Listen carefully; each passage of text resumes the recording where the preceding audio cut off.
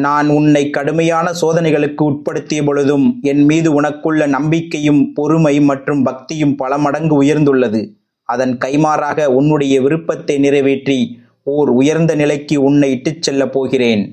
நீ பக்தியோடு என்னை நினைக்கும் ஒவ்வொரு கணமும் உனக்காக உன்னுடைய துன்பத்தை போக்க நான் ஓடோடி வருவேன். என்னை மனதில் முன்னிறுத்தி நீ தொடங்கும் அனைத்து நற்காரியங்களிலும் உனக்கு வெற்றி நிச்சயம். நீ விரும்பிய ஒன்றை முருகன் தர நினைத்து விட்டால், குழப்பமான சூழ்நிலையில் நீயே அதை விட்டு விலகினாலும் அது நிச்சயமாக உன்னை வந்தடைந்தே தீரும்.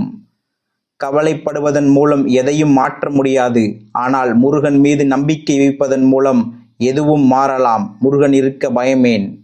இந்த நொடி என்னை பார்க்கிறாய் என்றால் உன்னுடைய ஒவ்வொரு கனவும் இனி நிறைவேறப் போகிறது என்பதை உணர்ந்து கொள். உன்னுடைய லட்சியம் அனைத்தையும் நான் நிறைவேற்றுவேன். ஒரு நல்ல விஷயம் நடக்கும் என்று நினைத்து கொண்டு இருக்கிறாய். அது நடக்குமா நடக்காதா என்ற குழப்பத்தில் இருக்கிறாய். அது கண்டிப்பாக நடக்கும். நான் இருக்கிறேன். நான் நடத்தி வைக்கின்றேன். முருகன் துணை இருக்கையில் எல்லாம் மாறும். விரைவில் மாறும். உனக்கான அழகிய வாழ்க்கை உன்னை தேடி வரும். பயப்படாதே, கலங்காமல் இரு. நீ நன்றாக இருப்பாய்.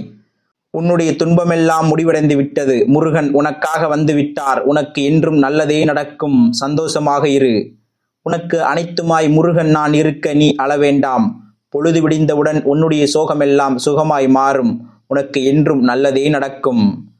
உன்னுடைய கடந்த கால வாழ்க்கையை நினைத்து நீ மிகவும் வருந்துகிறாய். கடந்த காலம் கடந்ததாகவே இருக்கட்டும். இனி வரும் காலம் உனக்கு தித்திப்பாக மாறப்போகின்றது. பொறுமையாக இரு. அனைத்தும் சரியான நேரத்தில் உன்னை வந்து சேரும். உனக்கு இனி ஒவ்வொன்றாக நல்லது நடக்கத் தொடங்கும். நான் உனக்கு துணையாக இருப்பேன். உனக்கு என்றும் நல்லதே நடக்கும்.